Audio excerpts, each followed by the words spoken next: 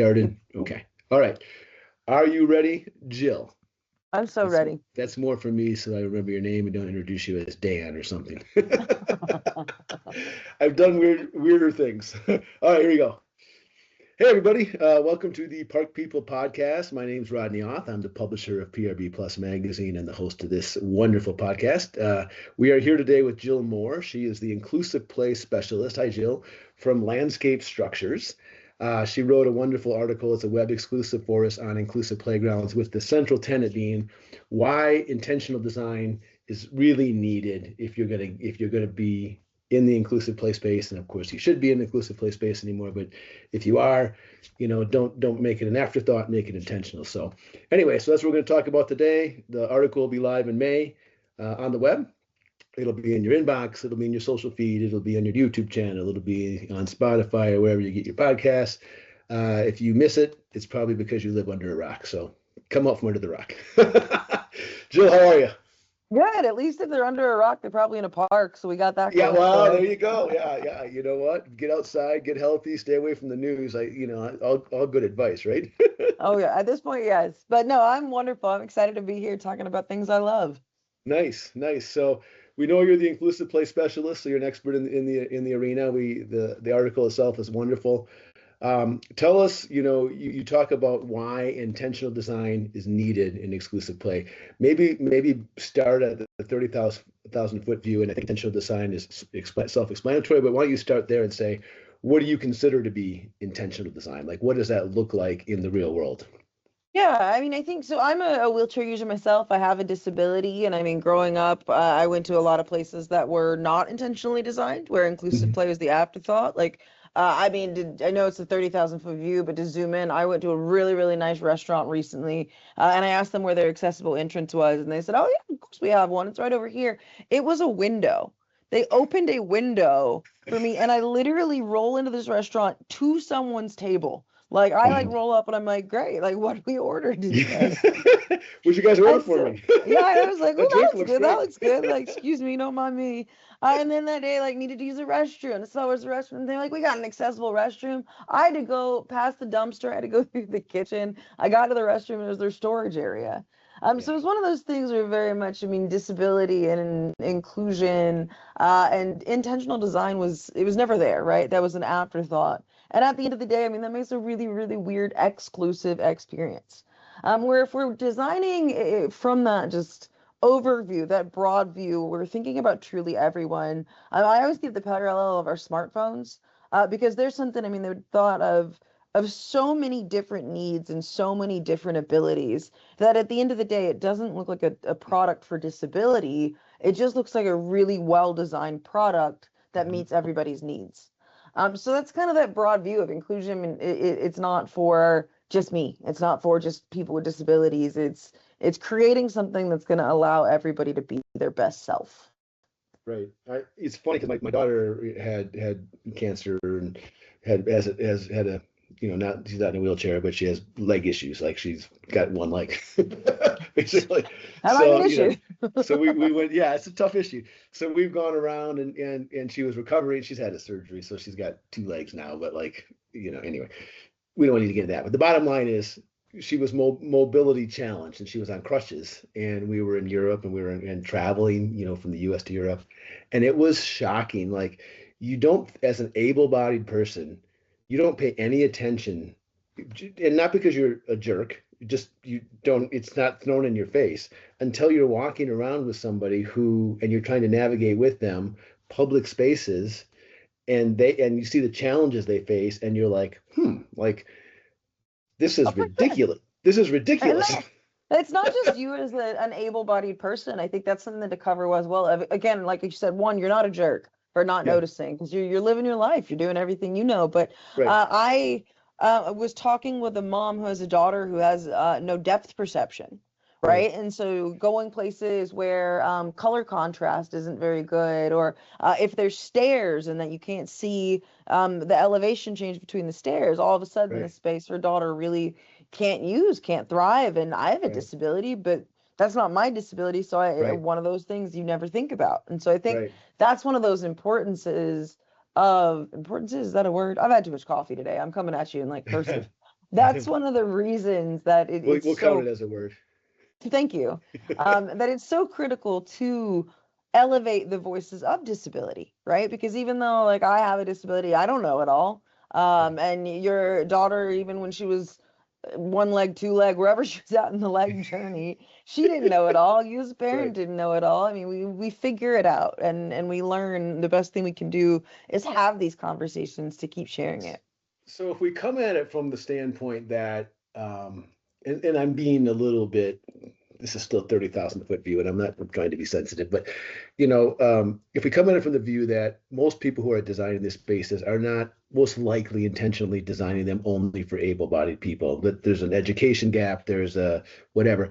How do I think we've I did notice on our journeys through all these crazy airports and countries and hotels and buses and like all the stuff you've dealt with, there were some places that had it dialed pretty well dialed and some places that didn't, and but there were very few places where they hadn't made it some kind of an attempt. As crazy as your window story is, right, you could technically get into the building. We made it. Right?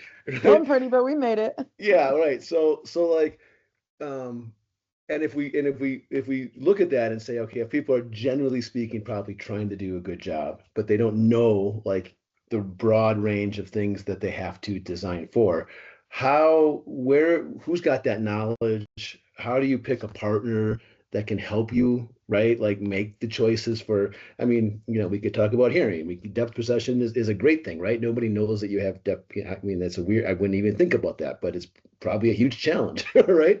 Mobility, can be obvious, right? Because, you might be able to see it, that somebody has mobility issues. But even then, there's a wide range of what that means, right? And then, forget all the, we haven't even got into all the sensory and all the, the other stuff. Yeah, for sure. So who kind of, have you seen like, do we own that knowledge? Are we getting better at that as an industry? And how do we keep moving the ball forward, right? Like you meant, I'm sorry, it's a long question because I'm circling, I got to land the plane here, but you talked about like, education and, just building the awareness, right? How does that work? Like, how does it actually work in the real world? You can go out of it. I mean, right now, it's intimidating in this industry right now, right? Because everyone's using the word inclusive. Everyone is saying, oh, we've got inclusive play. We're the most inclusive. We're the innovators of inclusive. And so it's hard to, I mean, you don't know what you don't know, right? And if someone's in your face telling you how great and how inclusive they are, it tends to be like, okay, like I'm excited. I want to believe this person's inclusive. And I don't think anyone in this industry wants to do the wrong thing. Like none of us are out here to make exclusive products. But I think what it's all about, like when even outside of the industry, whenever I'm looking for inclusion, right now in the world of disability, there's this saying, it's called nothing about us without us, right? And it's to say that we cannot design for disabled individuals without including them in the process. And so that is one of the biggest things that I look for is, have you brought people with disabilities into your corner, right? Because that's where we learn. I mean, that mom who had the kid with no depth perception, a really good friend of mine is a landscape architect who's deaf. So how do we design more sensory aware spaces for people who might be lacking a sensory like vision or auditory cues? So there's so much to know that I think the best thing that we can do as practitioners or people who want to build a park or we want to be intentional or become educated is to shop around and see who's really working with people with disabilities who can share with you. For example, if we've designed a really, really tall tower, I mean, we designed that. I love working with kids, man. Like they'll tell you if something sucks straight to your face. And we designed this inclusive tower, and we had them and their parents, and they're testing this for us. And we learned that at the second level of the tower, some of these kids who had really weak muscle tone, they loved laying on the net. They loved being in that second level. That's the highest up they've ever been. The net's wiggling, so even though they're not climbing and crawling around it, they're still getting that sense of like, this is awesome, this is thrill. And then it came time for all of like play testing to stop, and their parents were like, we don't know how to get them down. Like, what do we do now? Like, our kids are just stuck there. Well, they're moving in. Volo Air comes with 2 kids. Whatever you do, they're gonna be there. But At that point, I mean, it taught us as designers of like, oh, like we need to create 2 slides so that these families and kids can exit. And so, I mean, that was one of those examples of intentional design, right? Of the user with the disability with a disability was at the very center of the design. And now think about all of the kids that really impacts, right? If you have the kid who maybe they are climbing a little bit too high and get a little bit too scared, or maybe they're just learning how to climb, so they need those easier routes. They need the easy slope, the gentle, gradual way that a kid with a disability might find more conducive to them. So I mean, man, I got so excited about it. I kind of forgot what your original question was. Well, so here's well, you've circled the drain nicely. Yeah, one of us are going to land this plane somewhere. Yeah, I don't mean that negatively. No, so that's wonderful. So let's take a look at, like, so you guys as an organization are, before something goes to market, you're testing it for a variety of ability levels, or whatever the right term is. What does it look like when? So now, you've got a catalog of, let's call them, well, it is what it is, inclusive components, right? What does it look like when I come to you as a customer and say, I have a new playground build, or I have a refurbish? I want to handle both of them because they're probably a little different, right? Is it as simple as picking out the products that I want to include, or is there more thought to it? Now I remember. Now I'm back where we're at, Rod. All right, so I always think, I mean, when you're selecting a product, again, that nothing about us without us, if I think it really does help to know your manufacturer's process. How are they designing for inclusion? What are they doing? Or are they just throwing what they think is inclusive and throwing a label on it? Because there's a lot of that, right? There's products from competitors that I love. There's products from competitors that have been called inclusive. I'm like, where'd you get that? And I'm sure there's things that we could be doing. And so I think a lot of it is understanding, one, what's the process, but two, I think think about, I mean, from the fundamental level of, right, you don't know what you don't know, but loved as a kid. Think about you're buying a playground. If tomorrow you were going to buy a playground and you're like, man, what did I love to do as a kid? Everything I love no longer exists. That's probably illegal. I like the metal slide.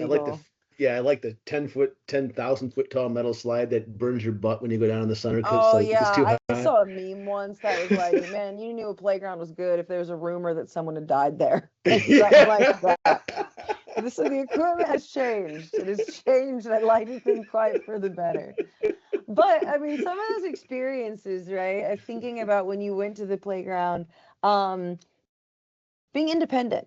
Right, your parents dropped you off and you had to go play. You had to do what you wanted to do. You got to choose how you wanted to do it. Maybe you had all the energy in the world that day, or maybe you just kind of wanted to chill. You wanted to hang out. You wanted to talk with your friends. Think about all of the empowerment a playground kind of gave you. And that's how I look at products. That's how I look at a play space of, am I going to feel empowered? Am I going to feel like I have autonomy, independence, choice, control? Am I going to be able to socialize with my peers? Because that's the best part of play, right? Is you're there with your friends. Are there things that are we going to be able to do together? Or when I was younger, I mean, the playground, I felt it was the worst because the only thing I could really do, my school's playground was at the very bottom of a hill. It had that little like border. It was a dirt hill. So, I mean, I trudged all the way down. I would sit on the edge of the playground and just hope somebody would come sit with me. But nobody wanted to do that, right? I mean, they wanted to play.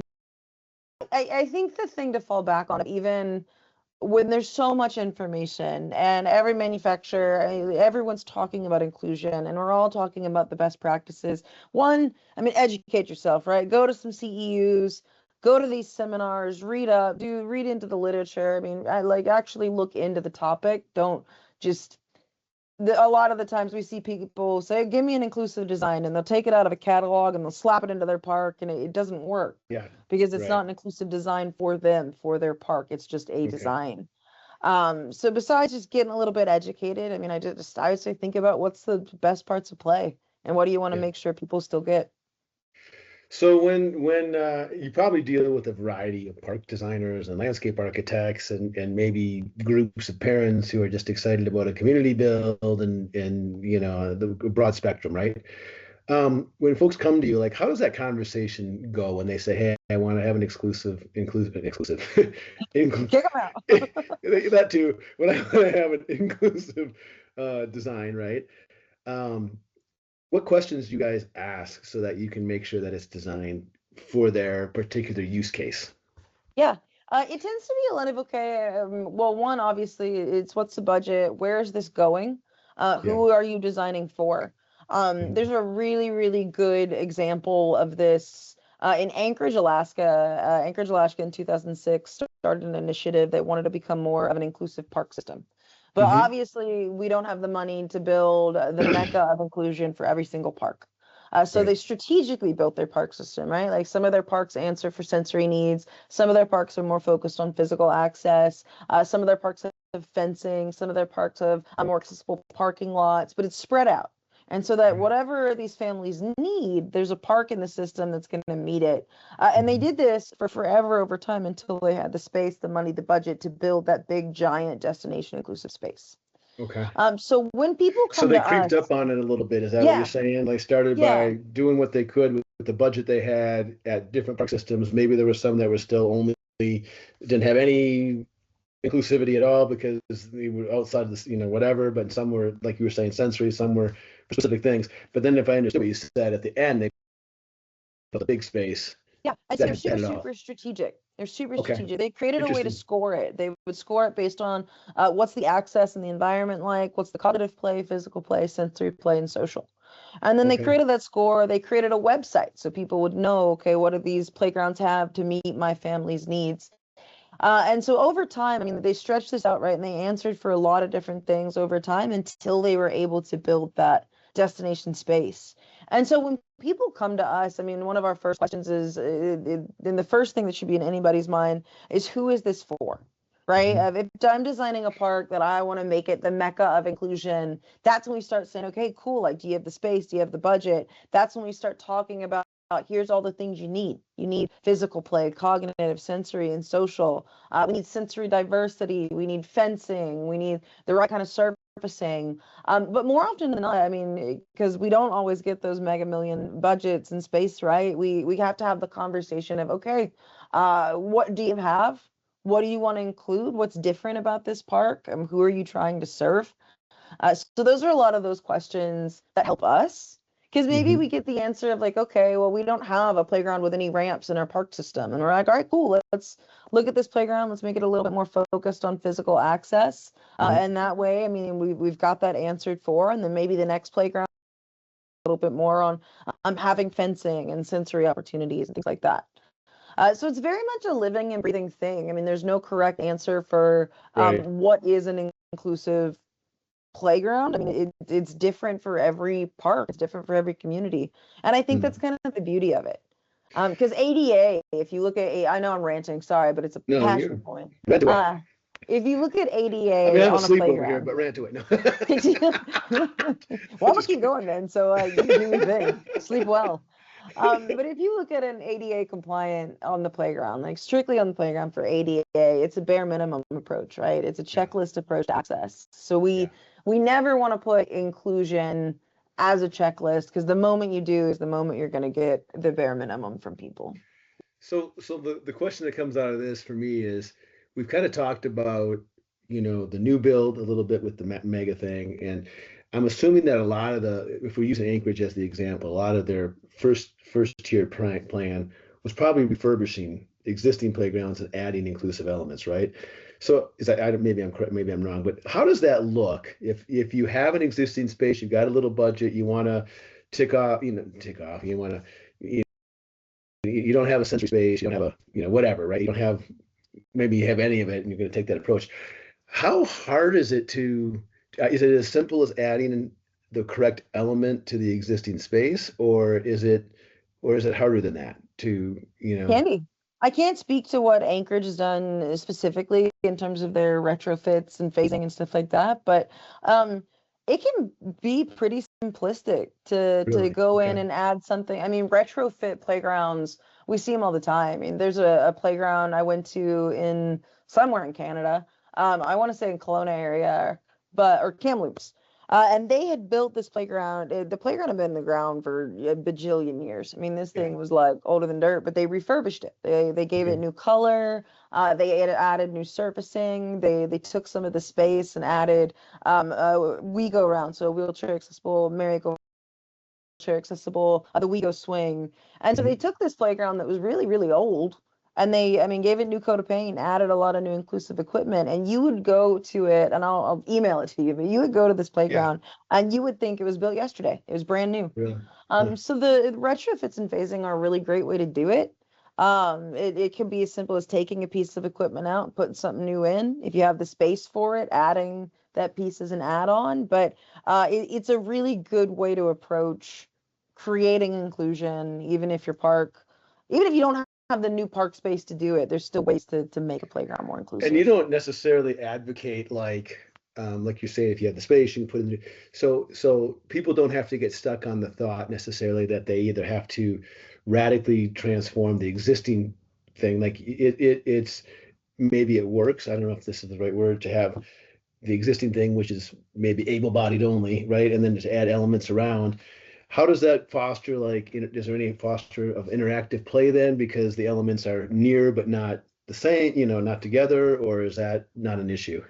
So a good inclusive design, there's never going to be a good inclusive design. There's no such thing as able body only. When we design for inclusion, right, it's everyone. I was at an event and I was talking to a mom, and her mom had a daughter who had a disability, and I was chit-chatting with her, and I told her what I did, inclusive play, blah, blah, blah.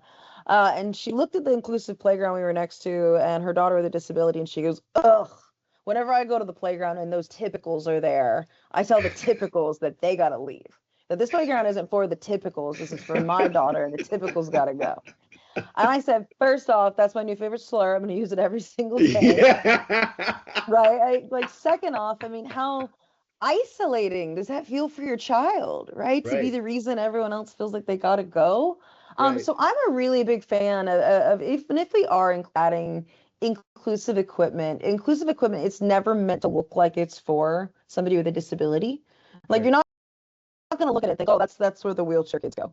So if you look like a traditional like wheelchair swing, like the big swinging metal platform, where like in the words of my nephew, if you were to walk in front of it, you would get like yeeted out of the park. A standard wheelchair swing has to be in a fence to the side, whereas an inclusive, or like a WeGo swing or an inclusive swing, it's in the playground itself and it fits multiple kids. It's not just the wheelchair user. I can help make it go. Right. So it goes back to all of those things that we said, of all those great parts of play, of playing with your friends, participating, making this thing go, independence, autonomy. It all comes together. So when we're selecting equipment, I mean, we never want disability to be other. We're going to pick a product that's just as much fun as it is for me as the typicals. We're all going to have like a good time there together. I'm gonna be using that too, by the way. Right? Isn't that great? That's awesome. She was all fired up, and I was like clocking that. Well, so the good news is, I mean, bad way to say it, but if you're listening to this and you know that you maybe don't have the spaces that you would like to have, for the entire population that you service, you don't necessarily have to rip out what you have. You don't necessarily have to cut off a piece and weld on something else, but you can add elements to make that design. You probably will see their design now. So that's a little bit of a change, by the way, that they're designed now for everybody, for the typicals and the and the other typicals. I don't know. We need another name now. Typicals, that doesn't work. We'll workshop that. We'll workshop that. But and because I've seen that, like I have 5 kids, right? They're all, I'm past we never passed the playground age because now I got grandkids. So it seems like we never leave the playground. But like, no matter what, there's always this, one of the cool things about playgrounds is that all ages, all backgrounds, anybody who's using it end up interacting, whether they want to or not, right? Like whether they have to take a turn, whether they're, get curious and make a new friend, whatever it is, right? And that doesn't change. It doesn't sound like, with the addition of this equipment. So that's cool. Yeah, it makes it better for everybody. Yeah. Even climbers. I mean, to go on a like mini little side quest here, just to stress that too, because I always meet communities who they'll have these climbers on their playground, and they're like, well, I don't want this climber, or this climber is not inclusive. We can't have that. But Climbers are. If you take a climber out of a playground, I mean, you are making a critical mistake because think about kids with ADHD or autism or Down syndrome or cerebral palsy who might have a motor coordination disability. They need practice getting their brains to talk to their bodies so that they can do day-to-day tasks like coordinate their brain and body so that they can sit in their seat at school.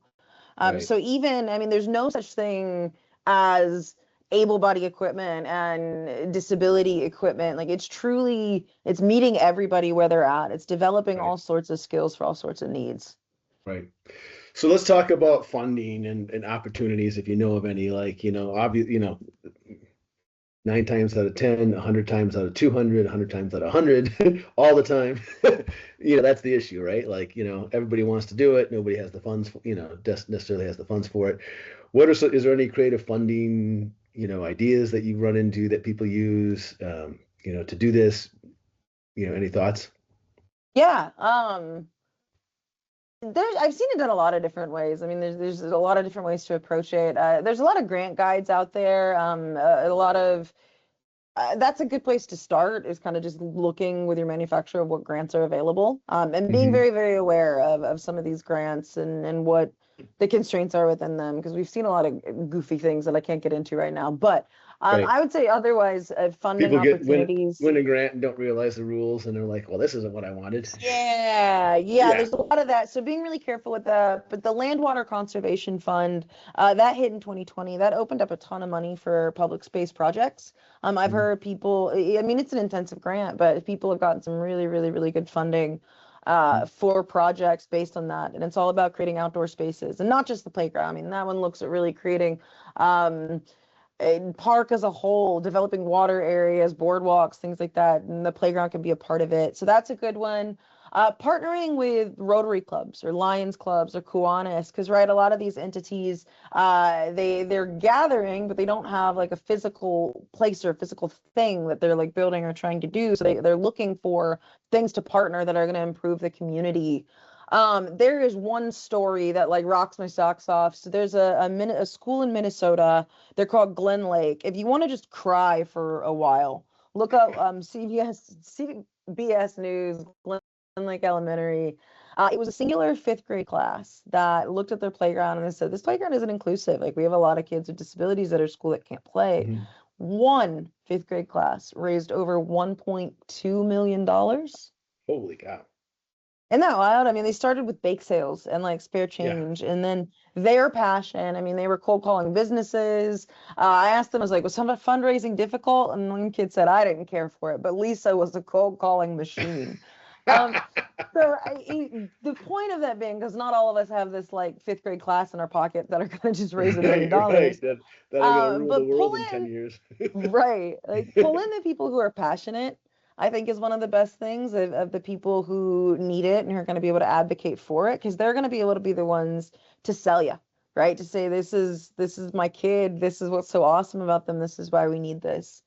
So funding, I mean, retrophasing, like we talked about, retrofitting, adding things as you can go along, developing your park system strategically over time, really, really good way to do that. But some of the most, I mean, creative funding sources I've seen, it really comes from the users and the families saying, we need this, and we're going to rally and we're going to find our connections. And then, I mean, they're pulling people out of the woodwork. Like when we were doing a tour with these kids who were like going through and seeing how their playground was being made, Mercedes-Benz or BMW called them and they're like, we're going to donate $20,000. And one kid's like, thank you, writes that down. Like, I mean, I got the other lines ringing. Cool. I got to go. We appreciate you. Bye. I mean, so it just, there's a lot of different ways, but I think my favorite way I see people fundraise, and it's going to sound so cheesy, is just to capture the enthusiasm and build on that and find the connections and find local businesses in the community who are going to be willing to say, we want to invest, because local businesses, right, like they want to invest in their community too. And having somewhere for everybody, it's just, I mean, people don't buy playgrounds. Like it's a happy thing. It's a happy thing. Yeah. Well, I've seen some angry people get involved in that process, but we those are more on the community side. We don't talk about them. They just bring down the vibe. Yeah. Well, cool. We've kind of covered a lot of ground, but you're the expert here. So if we were to flip roles here and you were interviewing yourself, Oh man. what should have I asked you? I'm a dingling. So what should have I asked you that I didn't? Like, is there anything we missed? No, I think you're good. I mean, I think a lot of it is understanding what it's truly for everyone. And I mean, a great playground builds physical, cognitive, social, and sensory play. And so, I mean, there's so many ways to talk in depth about each of these different diagnoses, which we don't necessarily have the time or space to do here. But I think it's just people being excited about being educated. And getting in a room and kind of like you said, having those duh moments of like, oh, I didn't think of that, and knowing that it's okay. I mean, that's always one of the things I stress whenever I'm leading a continued ed class is that it's okay that we don't know it all, and it's okay that we can ask questions. And disability, just because I mean, we live in a time where we don't want to say the wrong thing, right? We don't want to do the Right. wrong thing. We don't want to mess up. It's very scary. It's very intimidating. But That if we doesn't don't, apply to me because I mess up so often that I'm like immune. I'm I just like, whatever. I love that. I I have love also that. I've also reached an age where like people are just like, yeah, he's just old. I don't even He's know if he knows senile. what he's Let's just saying. write that guy off. But I like this conversation, right? Because we're laughing and we're joking and we're talking about Right. disability in this way that it makes it approachable. It's not the scary thing that we have to be afraid of doing the wrong thing. We can learn, we can explore, and if we have a playground, I mean, that's what I love. I'll do a lot of playground tours where we'll talk about all those wonderful things that the playground nailed, and then we'll say, okay, and if we're gonna do it again next time, here's what are opportunities? What did we not do? I might have lost you. Oh no. Oh, there you are. You're back. It's okay. Now you're frozen again. Ah, well, that's just my face. Luckily, you were in a weird pose, so this could be great. As I should be. As that's just my face. Actually, I'm just gonna stop and stay We're gonna use that. We're still. gonna use that as the cover art. Please, that's the thumbnail. That's thumbnail material. But no, I mean, we're having just inclusion is a journey, right? We're never gonna get it 100% right, and that's okay. And I love that we can keep growing the topic. I mean, I've been doing this, on this side of the fence since 98. So 26 years, 30 years, 28 years, whatever it is. And the growth we've seen in all of these, concepts it's been pretty remarkable. And it's always led by like, we're in such a cool space because, communities, they're not competing with each other. It's not cutthroat business. They're just trying to make their communities happier, healthier, Yeah. right? So it's so cool to see how the ideas share and flow. So on that topic, if you ever want to come to our Park Fest, we do a virtual conference each year and speak. You let us know. Write it down. Yeah. Write it down. Yeah. I'll have Jeffrey reach out. He's always looking for quality people. But yeah. I'll find one of them then. Yeah, I don't know if you qualify, but I'll let him judge that. That's me, but I think it'd be fun. Personally, I think it'd be fun, but he's more professional than I am. Oh well, I'll keep looking for quality people then. we need some typicals. It's got a typical in the mix. We need a control group. Yeah, control group. I like it. Well, awesome. Well, Jill, I appreciate your time. Thank you for spending some time with us. And is there anything before we sign off? Is there anything else that you want to add? Or I'm good. Okay. Thank you for having me. This was a ton of fun, and I love goofing off and talking about parks. Yeah. Like, what a cool job we have. I know. I mean, they're always like, why do I'm the owner of this company. I started this years ago. And they're always like, why do you do the podcast? I'm like, because like I can pretend that I'm working and I just shoot the shit with people. Right. Like, we have to cut that, but talking about BS, but like important BS, things that like really matter and they add up. And that's fun. That's great. It's totally, and you get to meet cool people. So you're, like you. So nice job. You too. You made the cut. For a typical, you're a pretty good one. Well, I mean, I don't know. I'm working my way towards, I don't know what I am. There's an atypical. There's typical, and then I'm probably in another category. And it's not a better category.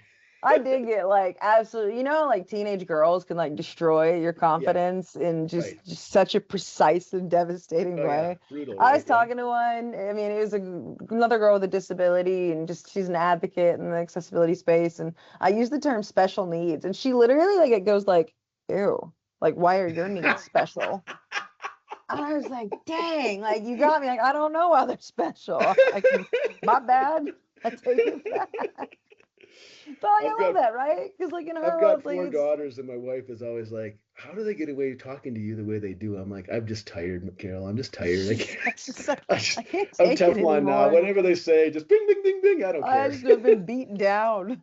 But like it's cool, right? Because I mean we all have our own unique needs and our own unique abilities. And so like Yeah, special needs, I was like, that is a dumb term. I'm getting yeah, rid of that. Like I like yeah, that. yeah. So So we should ask that question: is disability? Is there a preferred term? Is there like what's the you know? that's a $1 million question. So what I think is pretty cool right now in the disability community is the word disability is losing its negative stigma. Okay. Because I remember when I was little, I mean, like I was like strutting through the grocery store. I felt like hot shit. And a mom came up to me and a kid came up to me and he said, "What are those?" And I had my crutches with me. I said, "Oh, they're my crutches. Yeah. I'm disabled." And his mom like descends from a Wheaties box and is like, "Don't ever say that. That's a bad word. Don't ever call yourself that. It's such a bad word." And I remember that was the first I time I want like to see. I really can't get the visual of her descending from a just Wheaties like box. whoosh, there she I know was, exactly. I like know exactly what you're climbed saying. out of the aisle. But she was like, "Don't ever call yourself that. That's a bad word. That's not a good thing." And that was the Yeah. first time I was like, "Oh, maybe having a disability is a bad thing." Yeah. So I'm a firm advocate that the word disability is not bad. It's not a dirty word. Yeah. It's not a negative thing. Like to say Right. somebody has a disability doesn't mean it's a Right. negative lived experience. Right. Um, it's just who we are. I mean, we have a pretty adaptive, resilient spirit. We're Right. living, like we're still having badass Right. lives and doing cool Right. things. Um, and there's this term, person first language, got really, really popular. That's identifying the person first. So I am Jill. I'm a person with a disability. But within the community, some people felt that if I have to identify my disability as a secondary trait, that it means it's a negative. So Yeah. you might hear me refer to myself as, "Oh, I'm a disabled woman," and that's Yeah. kind of jarring at first for some people because it doesn't Yeah. sound supernatural. But I mean, my disability is a huge part of my identity. I mean, you couldn't pay Yeah. to take it away from me. It's who I am. Right. And so identity first language of saying a disabled person or autistic individual, that's coming up too. And Yeah. that's perfectly okay.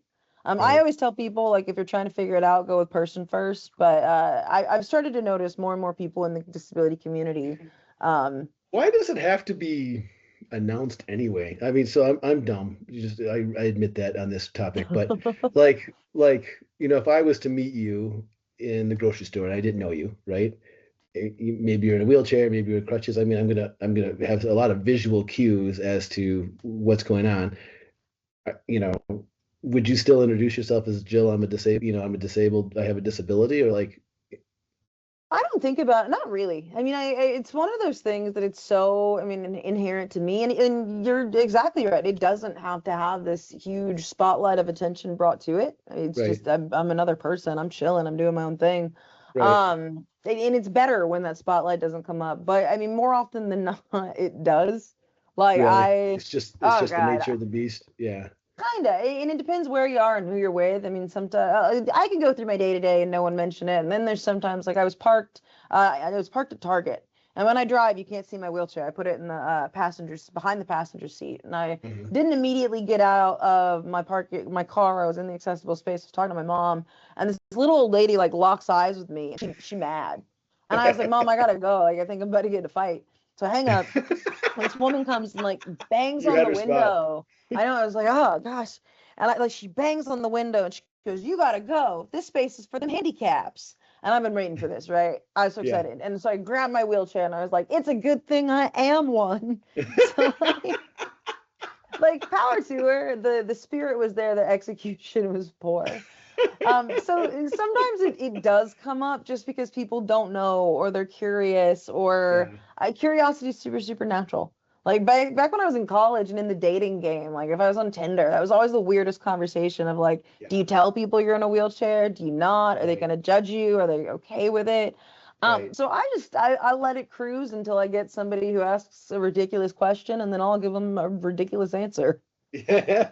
Well, my daughter, my only point of reference, on this, only thing that bothered her was how many times people asked her what happened. Like what happened? What happened? Oh, because she was on crutches, right? So the theory, is maybe that she broke, whatever. Like it wasn't as serious as it really was, right?